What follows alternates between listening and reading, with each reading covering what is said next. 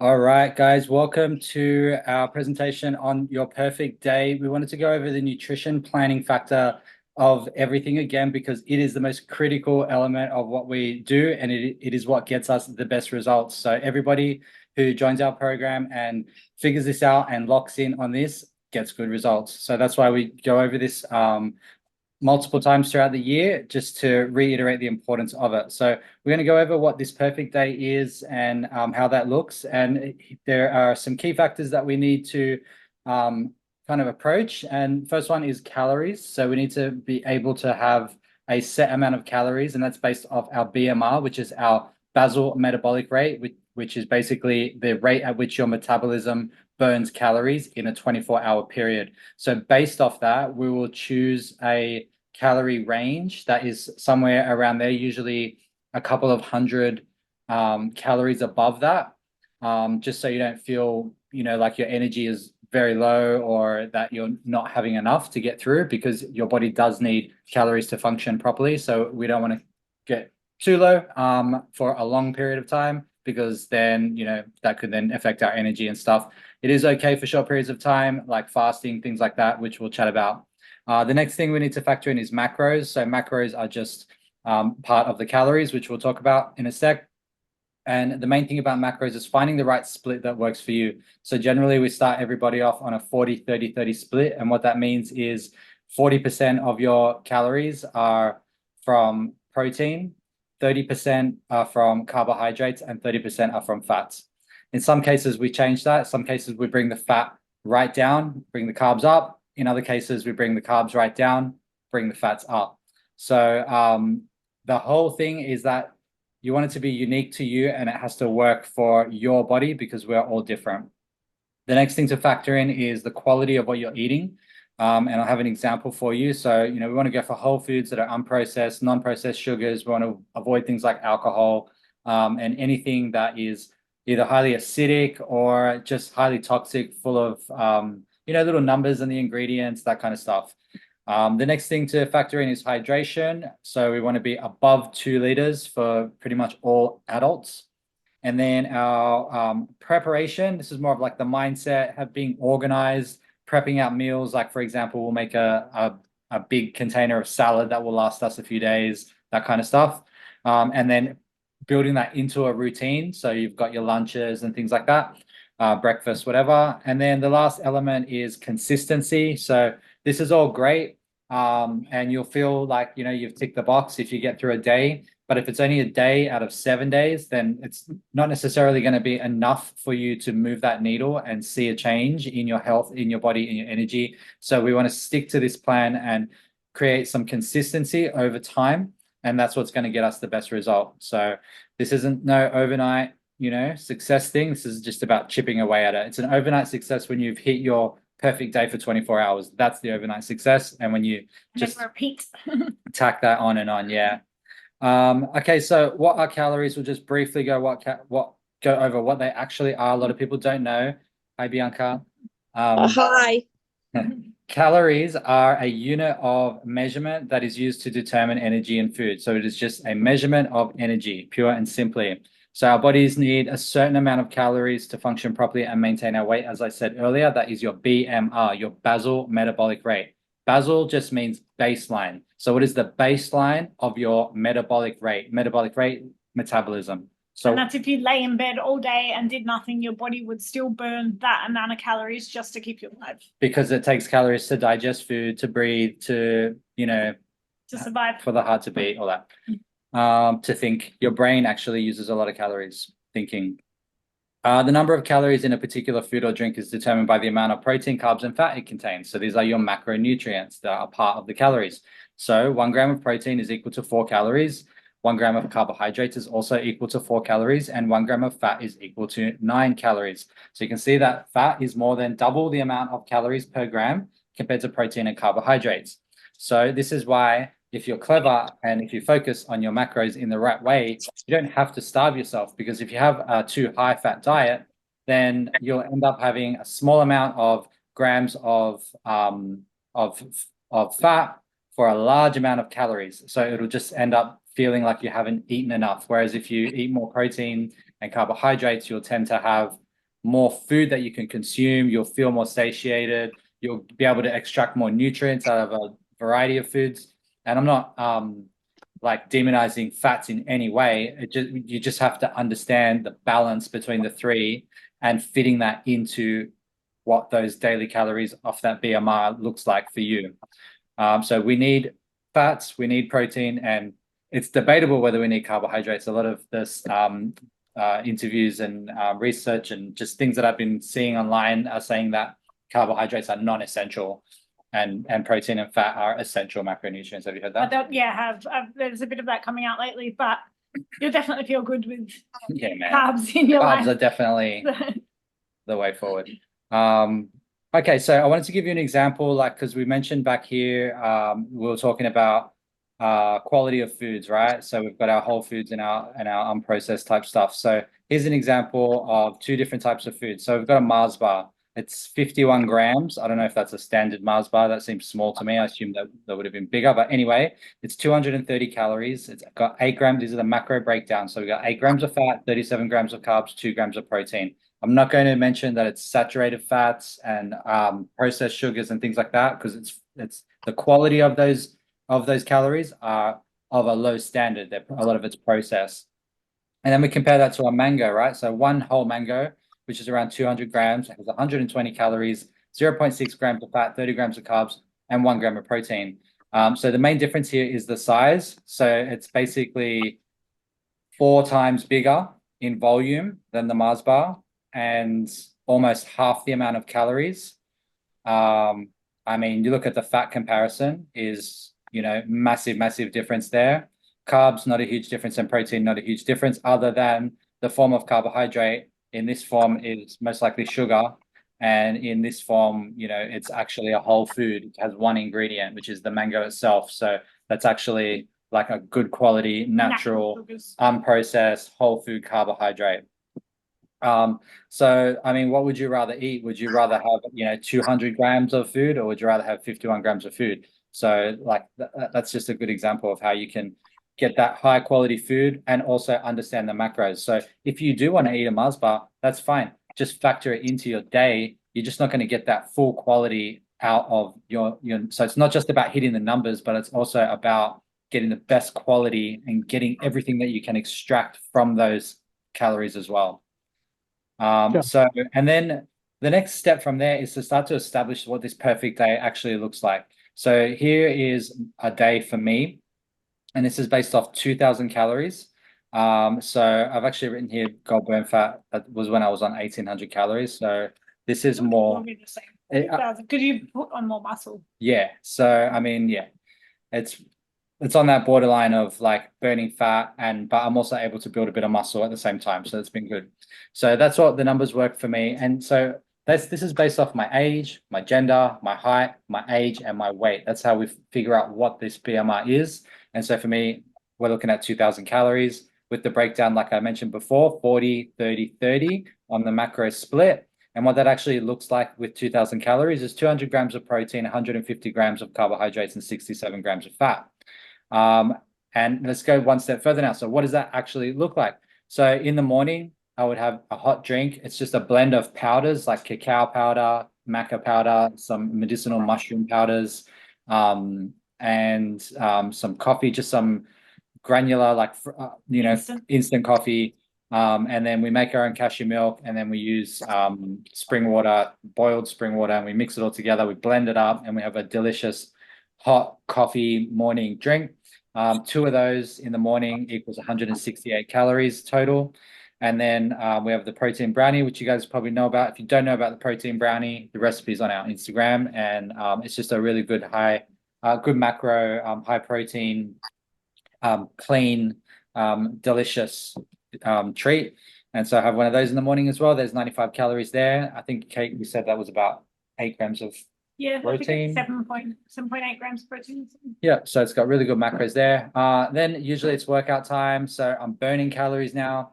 Then after that, I'll have a smoothie straight after. So that's a high calorie smoothie, which is basically my like generally a meal. So I consider the smoothie and the morning hot drink as like my breakfast, with a workout in between. Then I go into lunch, and lunch is just very, very basic for us. We just have salad or some form of vegetable. If it's not a salad, it may be a stir fry, like once in a blue moon, Yeah, we or have some like boiled broccoli, steamed broccoli, steamed broccoli or broccolini, or what's the other one, the long one, asparagus. yeah. But generally, more times than not, it's going to be salad, and then we just have our protein with it, and we try and get the cleanest, healthiest protein that we can. And what we like is kangaroo or fish or squid. We're very lucky where we live. We've got amazing seafood everywhere. We're right on the ocean, so Wild caught straight from the everything's trawlers to shop. everything's like non-farmed, fresh and wild. So that's good. Same with the kangaroo. We choose that as well because it's not farmed, it's wild, it's eating what it wants to eat naturally. And it's not fed things that are going to create health issues for that, which can then pass down onto the people who eat that. So we like to do the kangaroo. Also, with these three types of protein, they're very high protein. They're pretty good with being quite low fat. So the macros are really, really good. So like if you compare this Yeah, you to can cook them in a bit of butter or something. yeah, you can cook them in a bit of butter. So like the kangaroo fillet steak, right? So if you have like 300 grams of that compared to say 300 grams of a cut of beef, and not taking anything away from beef, I think that's fine as well. But because the beef has a lot more fat in it, it messes with the macros a little bit. And so sometimes people can find it hard to really bump up that protein, but not go over the fat. So that's where you can start to think about, okay, can I add in fish? Can I add in tuna? Can I add in squid? Can I add in kangaroo, or other types of Turkey. turkey. We were talking to someone this morning. She's switched from pork mince to turkey mince, and it's made a big difference on the macros. So things like that, just trying different things, what works for you. But that's what works for us. Then there'll often be a walk there just to burn a few more calories, usually down the beach. If it's hot, jump in the ocean as well, have a swim. Then dinner, we actually don't have dinner. So we're just at this point of the day, we're just trying to close that gap between where we are and what the macros look like to meet the perfect day. And the easiest way for us to meet that is to have a smoothie, and then finish off the day with some fruit, and some coconut yogurt. So it's generally lately it's been a mango just because they're in season. But So yeah, I normally have blueberries or whatever. And then sometimes through the day as well, instead of the breakfast or the like we'll have eggs in the morning, and then so then we end up having two meals and then still just and then not the extra smoothie at night and just the dessert. We say we eat dessert for dinner because yeah, so we're adults and we can. yeah. So there's actually a million and one ways you could meet these numbers. Yeah. So you can constantly change it around and evolve it. It's like, I'm sick of having the smoothie now. I want to try something different, or I'm sick of the kangaroo, or whatever it may be. We find that we don't snack as well.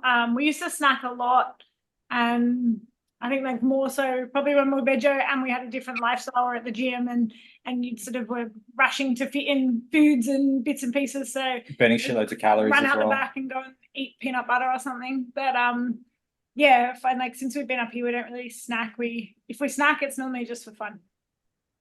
Like we'll go and buy something to snack on.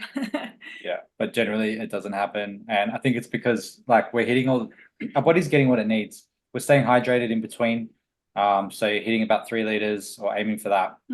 And then through winter, we change that up a little bit as well. But that's where we're at now. But we'll add in sort of some more soups or more hot style food instead. Yeah. So my top tips are, use apps for tracking. You have to track it, otherwise there's just no way that you're going to know. It's also really hard to track things when you're eating out a lot because, how are you going to know how much oil they're using and whatnot? And then stay hydrated to avoid snacking, as we were just talking about. And then prioritizing protein. I think that's going to be a key factor as well to really nail that day, because that's something that tends to come up. People find it difficult to hit that protein. The other issue people have is they find it hard to stay under the fat. So you do have to play around with it. It's not something that just happens like that. You got to tweak. And then let's have a look at Kate. So Kate's is a little bit different. So she's down to 1,700 calories. So that breakdown looks like this: 130 grams of protein, 190 on the carbs, and 50 on the fat. We have that similar or the same thing in the morning, or do you want to go through it, Kate? Yeah, this one's it's a bit of the older one, but it is kind of similar. We tend to eat a lot of things together and then just change the ratios. So my smoothie is a bit lower calorie. The lunch, we're not doing the kangaroo patties at the moment, but we've been doing yeah, just the kangaroo Fillet steaks or the seafood, and then yeah, either a smoothie in the evening or dessert, but very similar to Jai's, just less calories. And so he'll add extra banana or something maybe to his evening. And I don't eat bananas unless they're cooked in brownie. And then yeah, my calories are just a bit less, and at the moment they've probably been even a little bit lower just because I'm not really able to train as much at the moment. So I'm just predominantly walking. Yeah, similar, just smaller portions because Jai's bigger than me and has more muscles. And that's what's going to work for most people because we all need the same kind of macro split, give or take. And so, when you're feeding the family, like everybody can eat the same thing. It would just be in different portions to hit those numbers. So, it's great that we have Bianca and Hichi on this call because two very contrasting strategies going on with these guys in terms of their approach. And so I'd love to hear about that. So particularly with Hichi's, so as we mentioned here, we've got a 2,000 calorie day with 40% protein, 30% carbs, and 30% fat. It just so happens that Hichi is also on 2,000 calories, but Hichi, we would love to know, what are your macro percentages? Oh, that's a very. Let me just bring that up. Let me bring that up because I can tell you in a second. So my macros are predominantly a carbohydrate. So let's go bring it in here. That's a good question. What is it? I'm getting it now. Yeah, man. I think it's like 20% fats, 15 to 20% fat. Correct. 20% fat, 60% carbohydrate, and 20% protein. So as a gram breakdown, you're looking at 100 grams of protein, 300 grams of carbohydrates, and just 44 grams of fat. Yeah. So this diet came about because I was doing a high protein, low carbohydrate diet a few years earlier at Kate and Jai's gym, and I had a lot of success with it. But I did try to go back to that same diet, and I had a lot of problems. My stomach was in so much pain. I got some stomach injuries and stuff, and I was miserable, depressed. Life wasn't working. So chatting with Jai, we decided let's flip the script, and we'll go for a high carbohydrate diet and a low fat diet. And the reason for that is also to try and improve my mood. Carbohydrates is sugars, glucose, and it's great for the brain, great for the mood, great for energy. I was also lethargic. I was doing 800 to 1,000 calories a day at one point, and I wasn't losing any weight. So then we changed it up. We went to high carb, low fat, and within 2 weeks, my mood was absolutely incredible. And up until the point my mother got sick, which derailed most of my or all of my gains, I was dropping about 2.5 kilograms every single week. He was so happy that he sent me a gift. I did. Says Hitchy's body double. Hitchy's body double. We are twins. Mum can't tell us apart. But but the other interesting thing with that, and just to touch base or circle back to what Jai was just mentioning there about the fat content and trying to get the protein without the fat content, because my fat content is so low, it's almost a vegan diet. You might as well call it a vegan diet because most any animal products except for fish, kangaroo, turkey, and at the peak you could do chicken. Chicken is probably the maximum you could do out of the meats. Like red meat would be a no-no, just blow you out of the water. But I actually found that I'd get my protein from beans. So I would do the beans. And the thing is, and same with you talking about your sugars and stuff, because you can't have the fat, the only carbohydrates that you can really have that have no fat is fruit. It's fruit, it's beans, it's vegetables, and it's all natural stuff. And anything processed has fat. And so I actually found that my stomach, bowel movements, everything was just phenomenal because it was high in fiber, high sugar, like positive mood and all that sort of stuff. I mean, every so often I'd crave a big chunk of fat, but But you could just see my mood change every single day. I started doing this thing. My mood just went through the roof, and and by the end of it, I'm a very big guy, but I was running up and down the gym, and I wasn't after 2, 3 weeks. I wasn't getting tired. I wasn't getting tired and needing to stop and have a break like I normally would because I just had so much energy to play with, and I think the low fat is actually helping with the blood pumping around the bloodstream. So I just had a lot. I just can't explain it. It was like I just just taken a whole pile of speed or something. So Hopefully not. yeah, but it was very positive, and I've been trying to get back into it now. Now my mum's on the improve with her health, and it is hard to start on any of these things. But yeah, but not to harp on it. But when Jai first said we're going to do a macro diet, I've never done macro diets, and I said to Jai, I don't like macro diets. I don't want to waste my time doing this rubbish. I hate macros. Macros are the worst thing ever. It's such a waste. It's too much work. It's such a hard work. But once I set it up and I've got into a spreadsheet to start with before I went to MyFitnessPal, and I understand where the macros come from, you've realized pretty quickly what foods you can and can't eat, and you start to understand what's in an item of food. And you almost don't need to question it unless you are out at a shop or a restaurant, because everything else well, I can have a mango because it's carbohydrates, but it's also lots of dietary fiber, which is really, really important too. Absolutely. Anyway, that's enough about me. That's good. Thanks for sharing that. So yeah, another just different angle. And Bianca is on a different angle as well in terms of the breakdown. So I've got yours up here, Bianca. We've got a macro split of 30% protein, 40% carbs, and 30% fat. So what that looks like is 105 grams of protein, 140 grams of carbs, and 47 grams of fat. Is that accurate, Bianca? Does that sound right? Yeah, pretty much. I think on MyFitnessPal, I actually just changed it again now while you That's were. why I asked, because I know you like to tweak things. But so what I go on the amount of grams, so completely correct what Hitchy was saying. As soon as you eat meat, your fats go through the roof.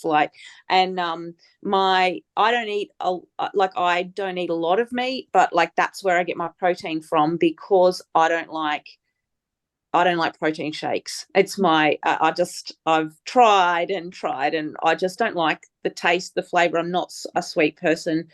And for me, in my diet's got to be what I eat for the rest of my life. I'm very healthy. I eat unprocessed foods anyway. So I'm not going to add something in just to make my protein hit the goal. So for me, I have to watch. I find I usually get about 120 grams of protein. If I eat more protein, I then hit my protein and then I go over on my fats. Yeah. So sometimes I do that, and I make sure my carbs are lower. So my calories are 1,300 because I'm trying to work on changing my body composition from fat to protein. So it's from fat to muscle. So it's not about weight loss for me. It's about toning up and losing body fat. My weight doesn't really have to shift a lot. 1,300 is actually really difficult. 1,400, even though it's an extra 100 calories, I'm okay with 1,300. It's not easy when you're eating meat. So I have been adding in a lot of having fruit for dessert, because then I feel like I'm having dessert, but it's only 150 calories, and I feel really satisfied after that, like mangoes and blueberries and kiwi fruits and all that sort of stuff. So that works really well for me. And then I'm not a breakfast person. I have a coffee in the morning. I have a cup of tea, that sort of thing. My first real meal is lunchtime. Again, I've just been like that since I was a kid, and it works. So although I'm not intermittent fasting as such, I just have never really eaten breakfast. So you might call that intermittent fasting now, but I just see that as my lifestyle. So I have lunch, salad, veggies, meat, whatever that is, a couple of coffees during the day, and then a proper dinner, again, meat and veg and salad.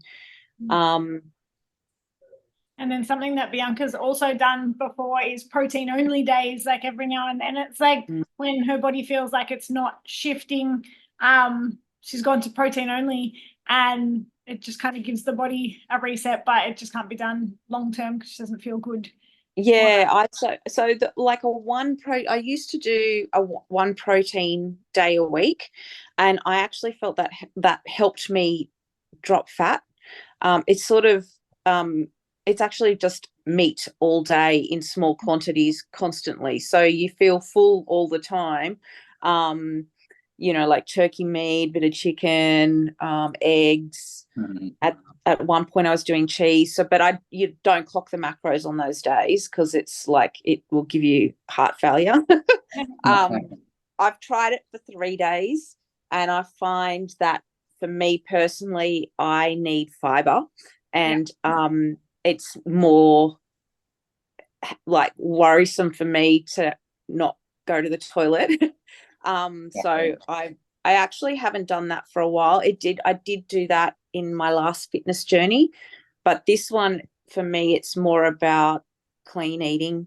And for me, I'm really focused on the protein, because if I get the protein right, everything else just sort of is okay. Like but that was funny.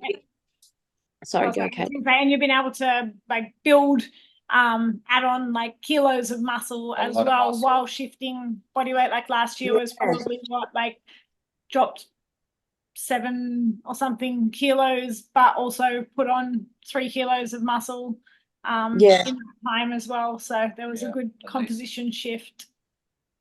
Yeah, I sort of feel like I'm a bit like that at the moment. Like my weight hasn't moved at all. But I definitely feel like my stomach is flatter. I think I am losing body fat. I'm probably putting the muscle on, which is why the weight isn't shifting. And that plays a mind game with me personally. But I'm really good. I used to snack. My biggest downfall was snacking, like a bit like you. And I've given up nuts. I was actually really, because I can't just have 5 nuts. I have to have like, exaggerating, half a kilo of nuts. Like my bowl is not, I can't find a bowl small enough to fill with nuts that I can have a bowl of nuts. But the other day I actually had, and I feel like really uncomfortable in my stomach, and that's just maybe something with me, but I had nuts the other day, and then the day after I literally was a kilo heavier. And the only difference from that, like the whole week last week, was I had a huge handful of cashews, and I think for me maybe that causes inflammation or water retention or something like that. It comes off. So it's really interesting with a clean diet. Sometimes I do sort of, like I did have the nuts, and I actually thought to myself, I wonder if I'm going to put weight on, and I actually did. So it was interesting now that I'm at this point that I can fiddle around with different things and see what happens to my body, So yeah, most definitely. I think that's one of the benefits of having a clean diet, is that it's much easier to identify the foods that don't sit well with you versus when you're eating regularly all sorts of random foods and you're bloated multiple times a week, and who knows. You just think, I'm not dropping, but I think I'm doing all right. But we've had a couple of people this week in similar situations, and one of the clients had planned, like it was all factored in, planned to eat pasta on Valentine's Day night, and jumped up 800 grams the next day. And then I said to her, you're probably going to feel hungry today as well, because the pasta will normally give you a craving. And then she messaged, she goes, I am hungry. And so then but she kept it all really sort of controlled the next few days. And it took, what day was Valentine's Day? Wednesday. So I think it took until today. She's actually had her lowest weigh-in today. But it took, it was a couple of 100 grams each day coming off. And then there was another client as well that I think it was the same thing. It was Valentine's Day, and felt horrible just from eating out. And so, the stomach reacted, all that sort of stuff, and jumped on and was like 3.5 kilos up. And she was like, what? And she knew it wasn't real. It's not fat. You can't have. But and then has dropped it all back down by today. But but she's like, just out of curiosity, I thought I'll jump on the next morning, and was like, whoa. And she said felt awful. Her stomach was bloated, like all this sort of stuff. And so, you've got all different things at play, and things are just inflammatory for people as well. And when you are eating out, you don't know what it in the is. food, really. Or the pasta for what the other girl was eating at home, but she knew, she was expecting it. She's like, she's like, I'll be really interested to see, because her weight has just been going down, down, down, down, down all year. And then it was like, and I don't know if that's a female thing, because Matthew and I have been eating like quite similar, and sometimes, like, especially, even we're one of those random weird couples that we always go to a restaurant, order the same thing, not intentionally, just because we just like the same sorts of foods. And everything together. And he'd be still losing weight after we say went out and had something, and I would literally put on 2 kilos overnight.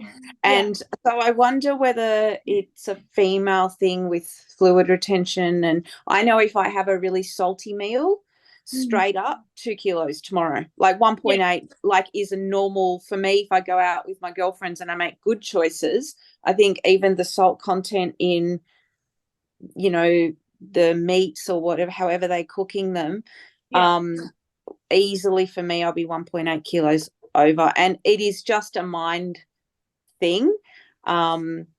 It's just a pain. But sugar also, like processed foods, I find if I have processed foods, which I don't often, sugary things or that sort of thing, I'm starving the next day as well. Yeah.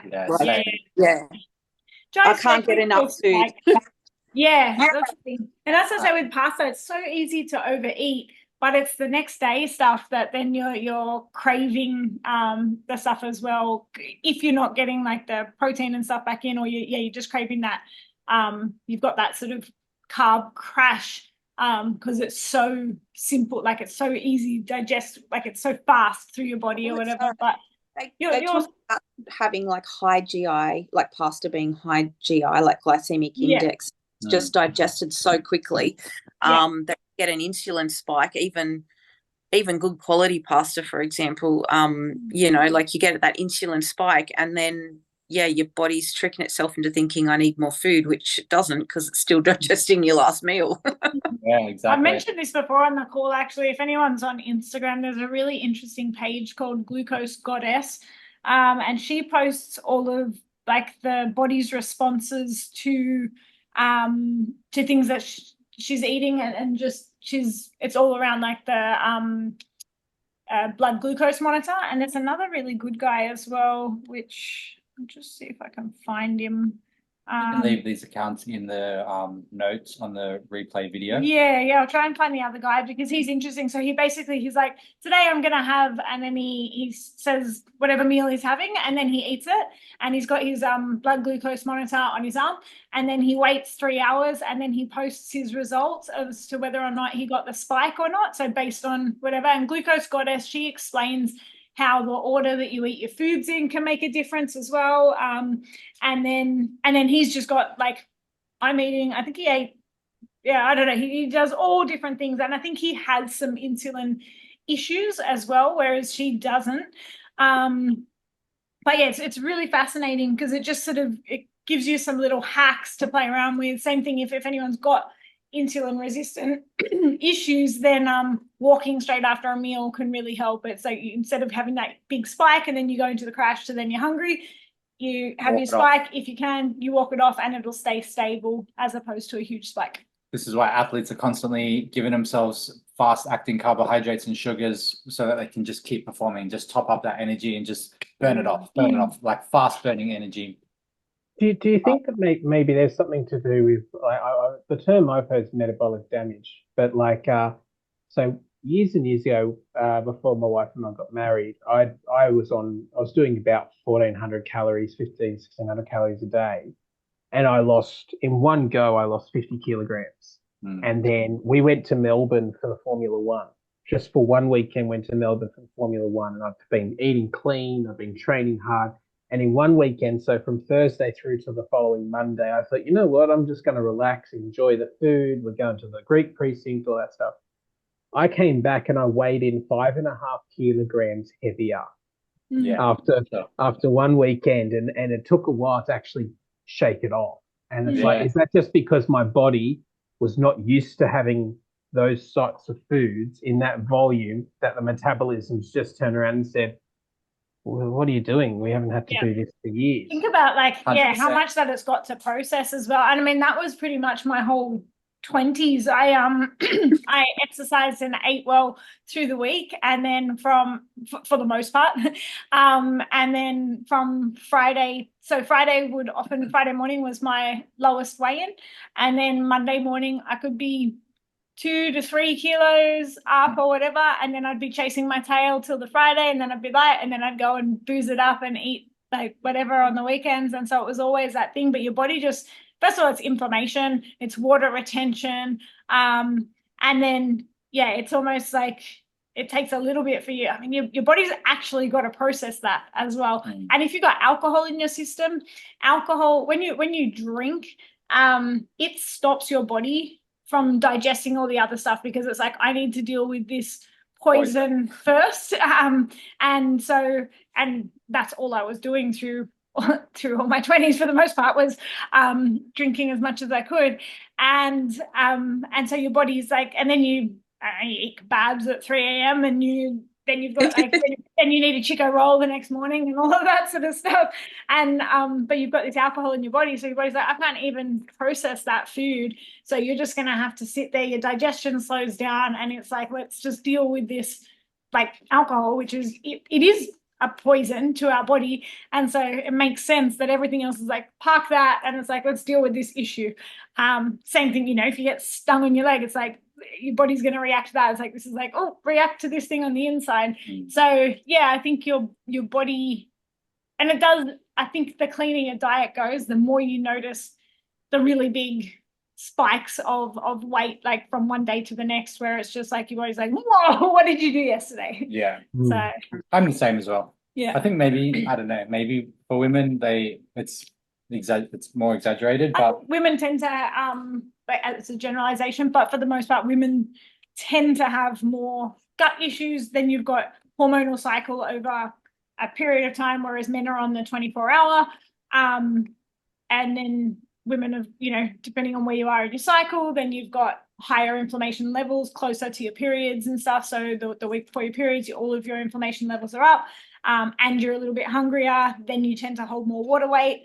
For people, if they're eating really well and it's the week before their periods, and then all of a sudden their weight just doesn't drop, say they're like eating the cleanest ever, and they're thinking like, I deserve, at least a kilo loss this week, and it's nothing. I'm like, stick to it, you get your periods, and then bang, like 1.5 kilos comes off, because it's like that water weight of whatever else it was holding on goes, and the week catches up. But most people get disheartened or eat pre-period and be like, okay, I want chocolate and shit. Derailment.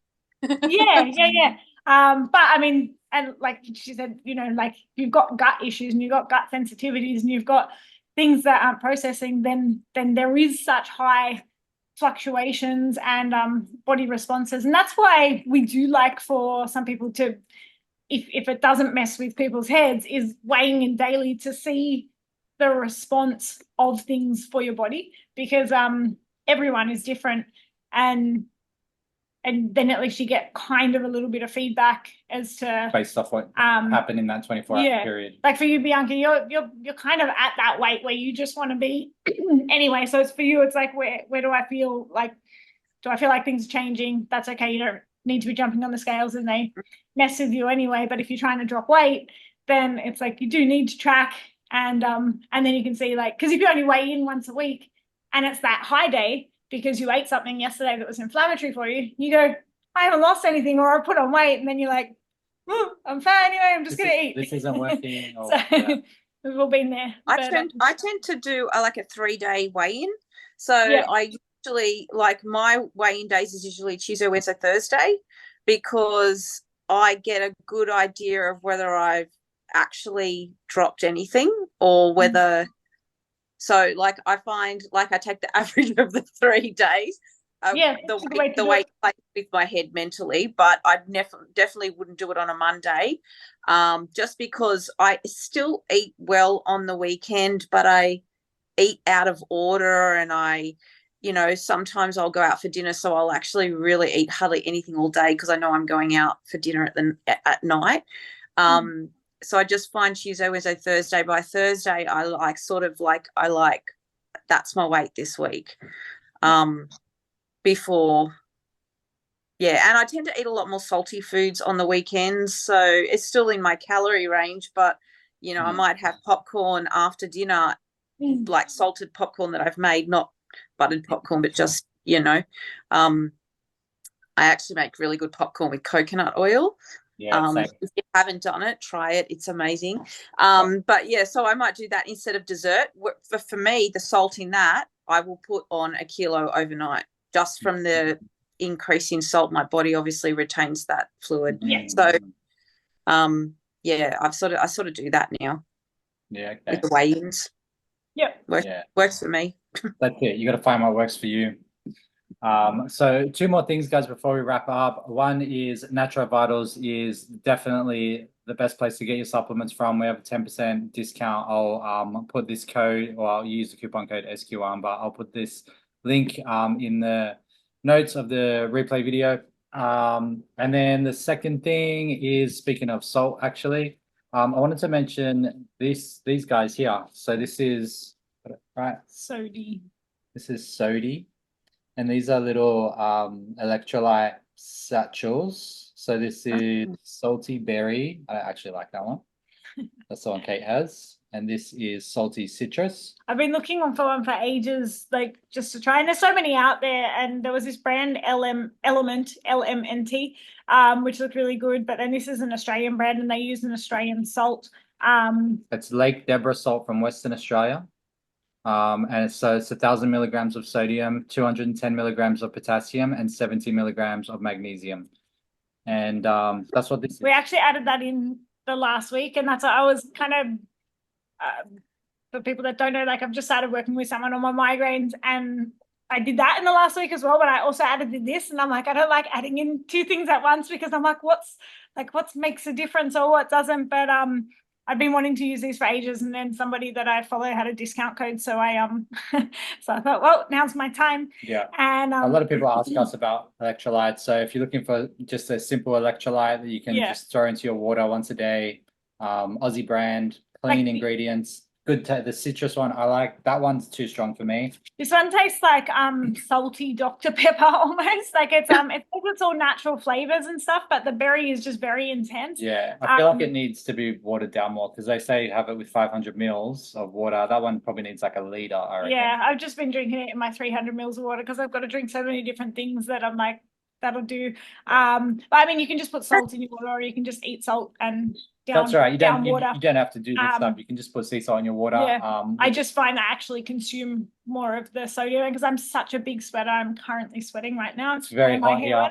We don't have aircon, so we sweat pretty much all day. Yeah. And then so we're constantly depleting ourselves. Plus we train, plus we walk. Yeah. So it's good to get those extras. I'm always looking for hacks and stuff. But so if you're a sweaty person, or if you sweat a lot, then it might be something to look at. But yeah, just thought I'd mention it because it is. Recommend taking electrolytes, like say we're doing a workout, we're working out every day. I am a sweater. But if we're doing a normal workout every day, do we need electrolytes? Like, I don't add salt into my meals a lot, but sometimes I do have salt cravings. So I mean, for someone like you that's like training every day and training hard, and if you're not adding the salt to your meals, then I would say like consuming it sometimes. I even sometimes I just put the salt shaker into my hand, drink that, and then like eat that, and then down water. Jai puts it in his water. I'm not like super keen on it. I feel like it makes the water thick, which this kind of does as well, but I think because it's got the flavor, it's been more palatable, and I don't know, I like it. But yeah, to answer your question, we definitely need electrolytes. So yeah, your body, your muscles, everything, your brain all needs magnesium, potassium as well, and obviously the the sodium as well. Yeah, we have the coconut water every day in our smoothies as well, which is also a good sort of natural electrolyte. But yeah, even just like don't be afraid to have a little bit of salt and stuff on your food, just some good sea salt Yeah. or something like that. And if you feel like, especially through summer, it has been a hot summer. Sometimes you'll feel a little bit headachy or something Or crampy. or crampy from a high intensity workout, then that's that. So we're sweating out salt, we're sweating out potassium, we're sweating out magnesium. Right. And so that's the thing with them, is that because then we just replenish with water, we actually want to replenish with what we're sweating out. What foods have potassium in them other than bananas, which I don't like Kate? Yeah. Coconuts, any kind of coconut products. Okay. Yeah, the coconut is the main one that I go to, but also I think nuts have potassium. Can't Wow. do nuts. Yeah. I'll tell That's you. my that's my Yeah. That other I get that shaved sorry. coconut stuff. They have that shaved coconut stuff. I could snack on that. Yeah, they're actually quite nice. Sweet potatoes, avocados, spinach, white potatoes, dried apricots, tomato, beans, black beans, kidney beans. Yeah.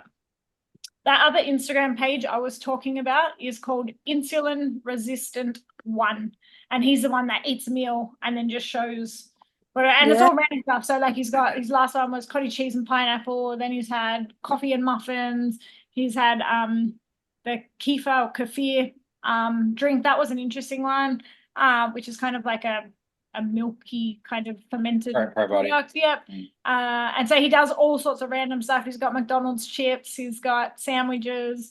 So yeah, he's a really interesting page. And my understanding is that, I think he has some insulin issues. He may even, I don't know if he's type 1 because it says insulin resistant 1, but very interesting page to follow, that and Glucose Goddess, just to get an understanding. We'd really sells the monitors as well. Probably, yeah. We'd really love to do the glucose monitor at some point. We did have one of our clients, or there's been a couple of clients actually now that have done it, and it's just really fascinating because everyone's body responds differently to things. Some people can have coffee in the morning and have zero issues. Some people have coffee and it raises their insulin, so you think, I haven't eaten, but it's you get this spike. So interesting pages to follow.